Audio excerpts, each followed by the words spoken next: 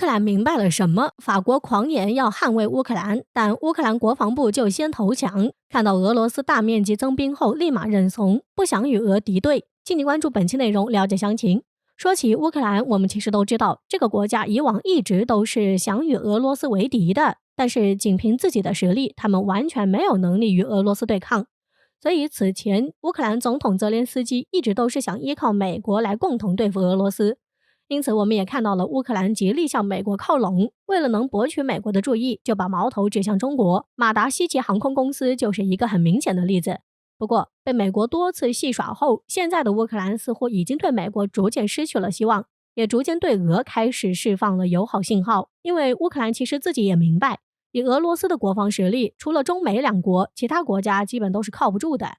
但美国显然是把乌克兰当成了自己的工具在利用。中国更是不可能帮助乌克兰破坏中俄友谊，但俄罗斯的态度最近在西方国家的施压之下越来越强硬了，大面积往边境增兵，这样一来乌克兰更慌了，所以似乎是打消了与俄作对的想法，直接向俄罗斯投降了。据相关消息报道，近日乌克兰国防部长阿列克谢列兹尼科夫在与英国防大臣华莱士会晤时表示，乌克兰政府无意与俄罗斯为敌，也没有任何想与俄罗斯开战的想法，或者试图以各种方式和战略来颠覆俄罗斯。这样的表态或许更像是乌克兰直接向俄罗斯投降，不敢跟俄罗斯作对了。可笑的是，前2天法国总统马克龙跟俄罗斯总统普京通话的时候，还信誓旦旦地宣称法国会帮助乌克兰捍卫乌克兰的领土和主权。没想到连1周时间都不到，乌克兰自己却先服软了。这确实是能让马克龙丢尽了脸，既得罪了俄罗斯，还背负了多管闲事的骂名。对此，有相关分析人士认为，乌克兰向俄罗斯低头的原因，可能是与俄罗斯增兵有很大关系。因为从乌克兰的部分举动上可以看出，他们面对俄罗斯在俄乌边境地区的军事活动感到了不安，再加上西方媒体大量的炒作俄罗斯的军事行动，让本就国防力量薄弱的乌克兰不得不向俄罗斯低头。总之，战争对各国人民来说是痛苦的，我们还是希望俄乌两国能够妥善处理分歧，不要斗争。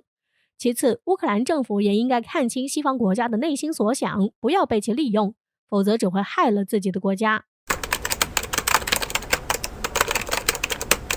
罕见，中国远程战略轰炸机现身中印边境，射程覆盖新德里，印军一下子泄了气。近段时间以来，印度在中印边境地区的动作一直都不小，苏30 MKI、米格29以及阵风战机等一系列先进装备都被派遣到了边境地区。在外界看来，印度这是想要通过军事施压的方式来迫使解放军做出让步。为此，中国也做出了针对性布置，特别是中国空军最近一次的行动，让印军彻底泄了气。据环球时报报道，港媒发现解放军已经在边境地区部署了战略轰炸机轰 6K， 警告印军不要试图在冬季加剧边境地区的紧张局势。据悉，11月11号是人民空军72周岁生日。这一天，央视发布的庆贺视频中，罕见地看见了轰 6K 出现在喜马拉雅山脉附近区域。外界一致认为，轰 6K 出现在中印边境地区和印度近段时间以来不断挑衅的行为有很大的关系。澳门军事专家黄彤直接表示，这次部署肯定是对印度的警告。轰 6K 这样的远程战略轰炸机对印度的威胁是十分巨大的。就拿为它量身定做的长剑20巡航导弹来说，就是悬在印度头上的一柄利剑，让印度防不胜防。毕竟，印度首都新德里距离中印边境仅仅只有300多公里，而长剑20的射程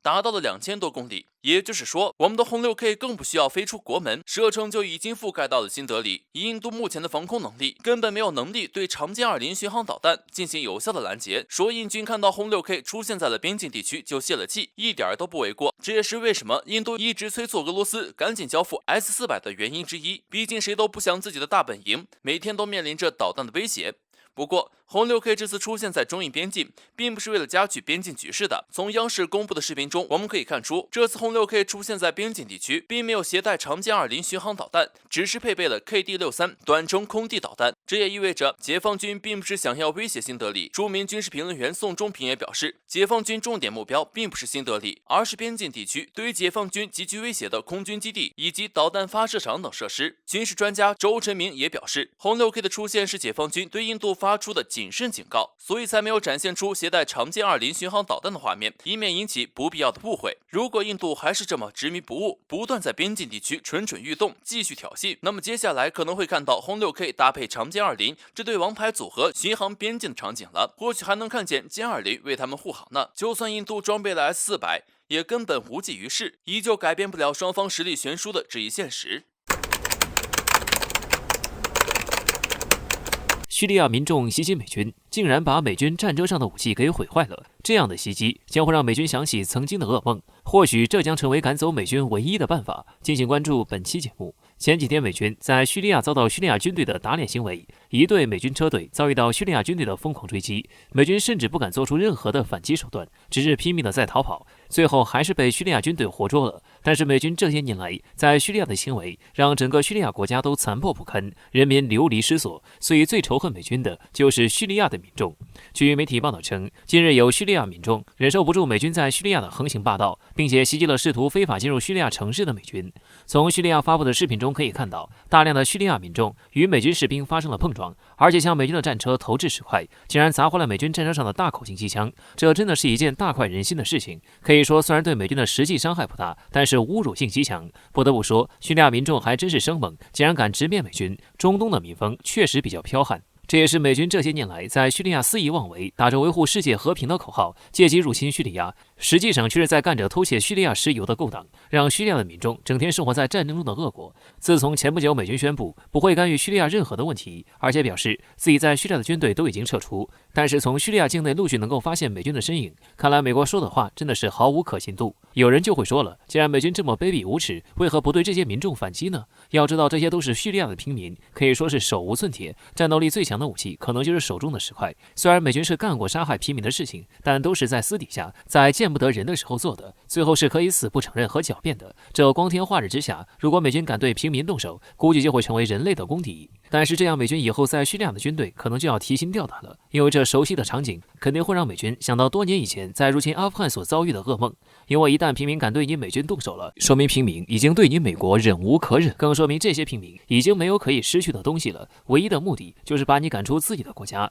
这样美军你就永无宁日了。到时候伴随美军的可能就是全方位、无死角、无休止的袭击了。在美军入侵阿富汗的时候经历过一次，相信如果美军再不真正的从叙利亚全部撤走，还想在叙利亚捞好处、偷石油，在叙利亚你可能要重蹈覆辙一次了，而且这一次可能会比上一次更坚决，因为美军就是因为遭受这样无休止的袭击，让美国每年要花费巨额的资金来维持军队，最后美国无力承担这入不敷出的损失，才灰溜溜的离开阿富汗。这也许是这些弱小国家赶走无耻美国的唯一方法了。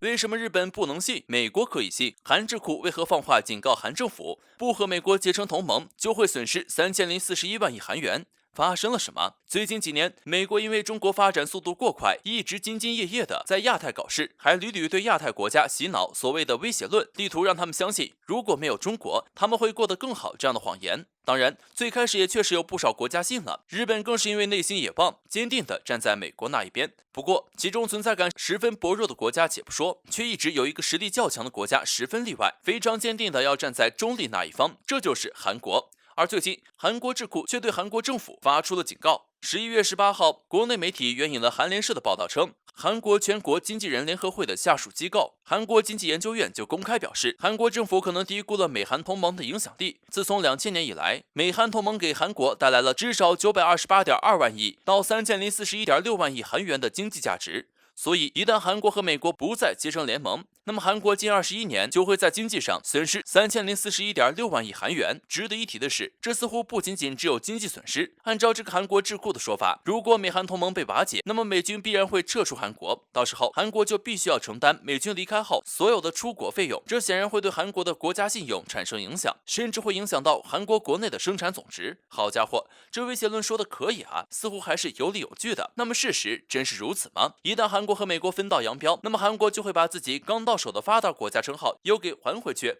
必须要说的是，韩国智库如此按头，让韩国继续同美国结成同盟，对韩国可真的不一定是好事。君不见到的如今，美国下属的几个小弟都已经落到什么下场了吗？例如澳大利亚和韩国的局面比较相似，经济上依赖中国也非常严重。在中国暂停贸易活动之后，澳大利亚即便有美欧帮忙救场，最后依然只能看着自己平白无故损失数十亿美元。韩国至今不愿意干涉亚太争端，不就是因为经济过于依赖中国？一旦失去中国市场，韩国必将遭受重大损失吗？再者，韩国给美国年年上交保护费，如果没有了美军驻扎，韩国还需要每年上交一大笔钱吗？有这钱拿来做点什么不香吗？另外，前几天韩国执政党总统候选人李在明刚刚公开表示反对美日韩结成军事同盟。当时李在明还明明白白地提出反问：日本是无论如何都能够信任的国家吗？而如今把这个问题的主题指向美国，美国是韩国无论如何都能够信任的国家吗？这是很显然的事情，不是。美国对待自己盟友的态度众人皆知，此前在阿富汗撤军，美军甚至直接抛下盟友，只顾着自己赶紧跑，如此作为是直接把盟友当成了垫脚石。就这一点，韩国真的能够和美国放心合作吗？